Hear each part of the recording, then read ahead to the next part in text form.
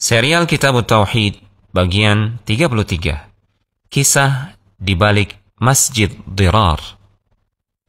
Dikisahkan dalam sejarah bahwasanya orang-orang munafik membangun sebuah masjid untuk menyaingi Masjid Rasulullah SAW atau untuk menyaingi Masjid Quba yang juga dibangun oleh Rasulullah SAW. Allah kemudian melarang Rasulullah SAW untuk melakukan salat di masjid yang dibangun oleh kaum munafikin tersebut.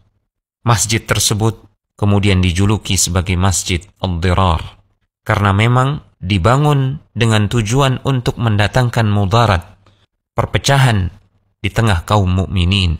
Dibangun untuk menyaingi Masjid Quba atau Masjid Rasulullah SAW yang didirikan di atas takwa. Sementara kaum munafikin membangun Masjid Dirar tersebut di atas kekafiran kepada Allah dan Rasulnya. Orang-orang munafikin meminta Rasulullah SAW untuk salat di Masjid Dirar yang mereka bangun. Tujuan orang-orang munafik tersebut adalah agar mereka mendapatkan pembenaran, legitimasi.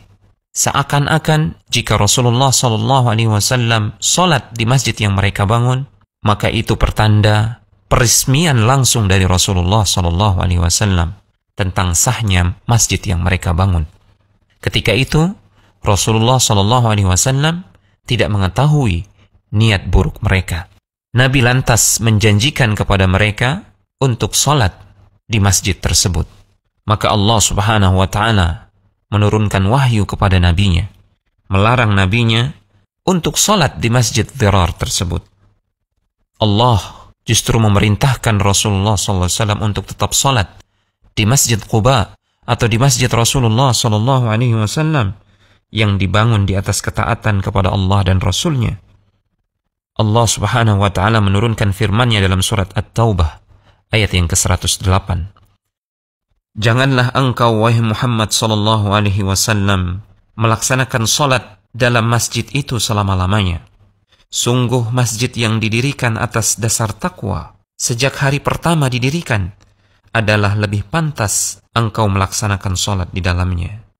Di dalamnya ada orang-orang yang ingin membersihkan diri dan Allah mencintai orang-orang yang membersihkan diri.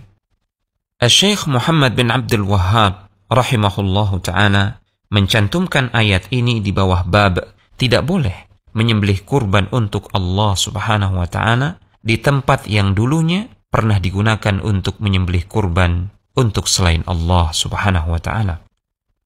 Dari kisah tentang Masjid Al-Dirar ini, kita bisa memetik beberapa pelajaran yang berharga. Yang pertama, larangan untuk melakukan penyembelihan kurban untuk Allah di tempat yang dulunya pernah menjadi tempat penyembelihan kurban untuk selain Allah dikiaskan dengan larangan salat di dalam masjid yang dibangun atas dasar kemaksiatan kepada Allah Subhanahu wa Ta'ala. Kedua, dari kisah ini terdapat anjuran untuk melakukan salat berjamaah bersama orang-orang saleh, orang-orang yang cinta untuk menyucikan dirinya. Karena dalam kisah ini Allah Subhanahu wa Ta'ala tetap memerintahkan Rasulullah SAW untuk salat di masjidnya atau di Masjid Quba bersama para sahabat beliau, karena mereka adalah orang-orang saleh yang cinta untuk membersihkan dan menyucikan diri mereka. Yang ketiga, dalam ayat ke-108 surat At-Taubah terdapat penetapan sifat mahabbah bagi Allah Subhanahu wa Ta'ala. Allah dalam ayat yang mulia ini menyifati dirinya sebagai zat yang mencintai orang-orang yang membersihkan dirinya. Yang keempat, niat adalah amalan hati yang benar-benar memberikan pengaruh bagi keberlangsungan suatu amalan.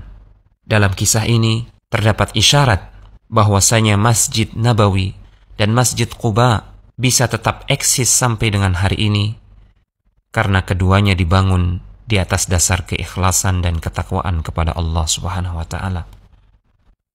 Yang kelima, dari kisah ini kita juga belajar dari Allah dan Rasulnya untuk menutup pintu-pintu atau celah-celah yang bisa mengantarkan kepada kesyirikan. Sebelum Rasulullah SAW hendak menunaikan janjinya untuk sholat di Masjid Ad-Dirar, Allah Subhanahu wa Ta'ala segera menurunkan wahyu melarang nabinya untuk sholat di tempat tersebut, sebagai pelajaran bagi kita untuk selalu berupaya melakukan tindakan preventif dan menutup semua celah yang bisa mengantarkan kepada keburukan, kepada kemaksiatan dan kekufuran. Telegram channel Kristal Iman.